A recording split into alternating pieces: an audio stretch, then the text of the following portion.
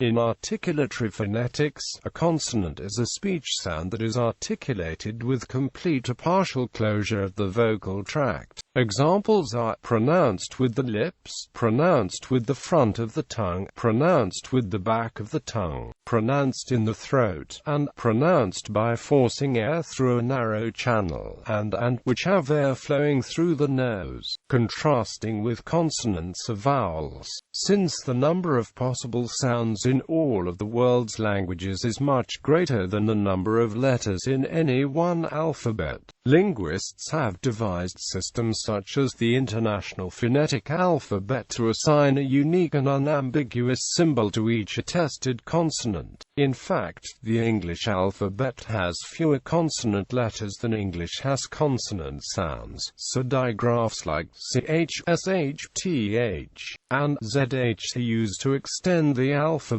and some letters and digraphs represent more than one consonant. For example, the sound spelled th in this is a different consonant than the th sound in thin. Terminology. The word consonant comes from Latin oblique stem consonant, from consonants sounding together, a calque of Greek sigma upsilon mu phi omega nu omicron nu symphonon. Dionysius Thrax calls consonants symphona, pronounced with, because they can only be pronounced with a vowel. He divides them into two subcategories: hemophona, semivowels, which correspond to continuants, not semivowels, and aphona, mute of silent consonants, which correspond to stops, not voiceless consonants. This description does not apply to some human languages, such as the Salishan languages, in which stops sometimes occur without vowels, and the modern conception of consonant does not require co-occurrence with vowels.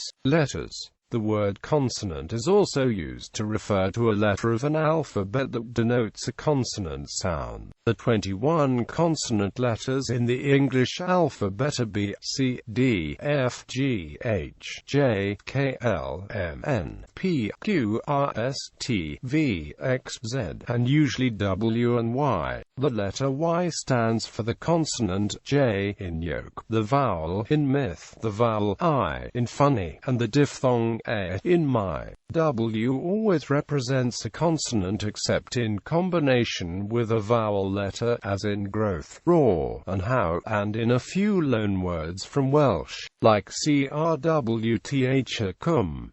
In some other languages, such as Finnish, Y only represents a vowel sound. Consonants versus vowels. Consonants and vowels correspond to distinct parts of a syllable. The most sonorous part of the syllable, called the syllabic peak and nucleus, is typically a vowel, while the less sonorous margins are typically consonants. Such syllables may be abbreviated CV, V, and CVC, where C stands for consonant and V stands for vowel. This can be argued to be the only pattern found in most of the world's languages, and perhaps the primary pattern in all of them. However, the distinction between consonant and vowel is not always clear-cut. There are syllabic consonants and non-syllabic vowels in many of the world's languages. One blurry area is in segments variously called semivowels, semi-consonants, or glides. On the one side, there are vowel-like segments that are not in themselves syllabic but that form diphthongs as part of the syllable nucleus, as the I in English boil. On the other, there are proximants that behave like consonants in forming onsets but are articulated very much like vowels, as the Y in English yes. Some phonologists model these as both being the underlying vowel I, so that the English word bit would phonemically be bit, beat would be biit, and yield would be phonemically ield. Likewise, foot would be fut, food would be fuud, would be uud, and wood would be uuud. However, there is a difference in articulation between these segments, with the and yes and yield and the of would having more constriction and a more definite place of articulation than the inviolate or the of foot. The other problematic area is that of syllabic consonants, segments articulated as consonants but occupying the nucleus of a syllable. This may be the case for words such as church in rhotic dialects of English, although phoneticians differ in whether they consider this to be a syllabic consonant tt or a rhotic vowel ta. Some distinguish an approximant that corresponds to a vowel e for oral as l, or others see these as a single phoneme l. Other languages use fricative and often trilled segments as syllabic nuclei, as in Czech and several languages in Democratic Republic of the Congo and China, including Mandarin Chinese. In Mandarin, they are historically allophones of I, and spelled that way in pinyin. Ladefoged and Madison call these fricative vowels, and say that they can usually be thought of as syllabic fricatives that are allophones of vowels. That is, phonetically they are consonants, but phonemically they behave as vowels. Many Slavic languages allow the trill and the lateral as syllabic nuclei. In languages like Nuxalk, it is difficult to know what the nucleus of a syllable is, or if all syllables even have nuclei. If the concept of syllable applies in Nuxalk, there are syllabic consonants in words like success, seal fat. Miyako in Japan is similar, with FKs to build and PSKs to pull features. Each spoken consonant can be distinguished by several phonetic features. The manner of articulation is how air escapes from the vocal tract when the consonant or approximant sound is made. Manners include stops, fricatives, and nasals. The place of articulation is where in the vocal tract the obstruction of the consonant occurs, and which speech organs are involved. Places include bilabial, alveolar, and velar. In addition, there may be a simultaneous narrowing at another place of articulation, such as palatalization or pharyngealization. The phonation of a consonant is how the vocal cords vibrate during the articulation. When the vocal cords vibrate fully, the consonant is called voiced. When they do not vibrate at all, it is voiceless. The voice onset time indicates the timing of the phonation. Aspiration is a feature of VOT. The airstream mechanism is how the air moving through the vocal tract is powered. Most languages have exclusively pulmonic egressive consonants, which use the lungs and diaphragm, but ejectives, clicks, and implosives use different mechanisms. The length is how long the obstruction of a consonant lasts. This feature is borderline distinctive in English, as in holy versus holy, but cases are limited to morpheme boundaries. Unrelated roots are differentiated in various languages such as Italian, Japanese, and Finnish, with two length levels, single and geminate. Estonian and some Sami languages have three phonemic lengths: short, geminate, and long geminate, although the distinction between the geminate and overlong geminate includes suprasegmental features. The articulatory force is how much muscular energy is involved. This has been proposed many times, but no distinction relying exclusively on force has ever been demonstrated. All English consonants can be classified by a combination of these features, such as voiceless alveolar stop. In this case, the airstream mechanism is omitted.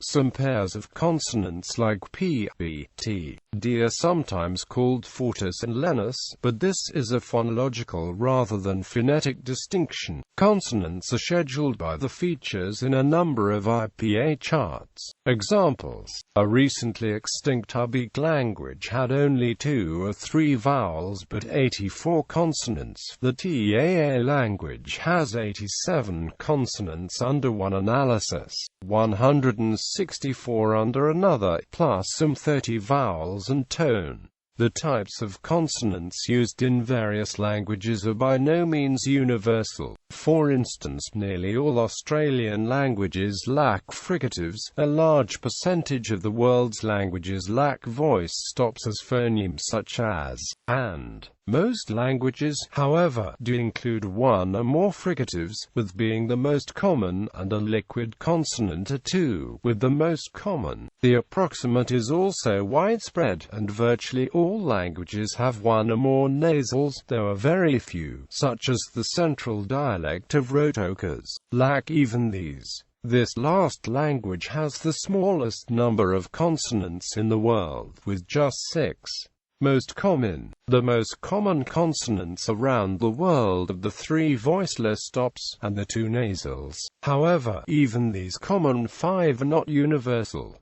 Several languages in the vicinity of the Sahara Desert, including Arabic, lack. Several languages of North America, such as Mohawk, lack both of the labials, and the Wichita language of Oklahoma and some West African languages such as Ijo lack the consonant N on a phonemic level, but to use it as an allophone of another consonant. A few languages on Bougainville Island and around Puget Sound, such as Maka, lack both of the nasals, and the Atlic language Neng lacks, and colloquial Samoan lacks both alveolars, and, despite the 80-odd consonants of Ubik, it lacks the plain velar K in native words, as do the related Adiga and Kabardhian languages, but with a few striking exceptions, such as Xavante and Tahitian, which have no dorsal consonants whatsoever. Nearly all other languages have at least one velar consonant. The few languages that do not have a simple usually have a consonant that is very similar. For instance, an aerial feature of the Pacific Northwest coast is that historical asterisk has become palatalized in many languages,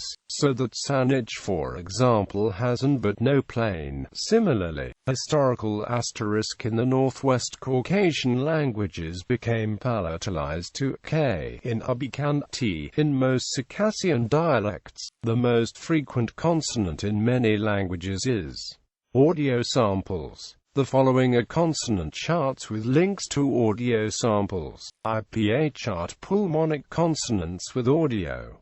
IPA chart non-pulmonic consonants with audio. IPA chart affricate consonants with audio. IPA chart co-articulated consonants with audio.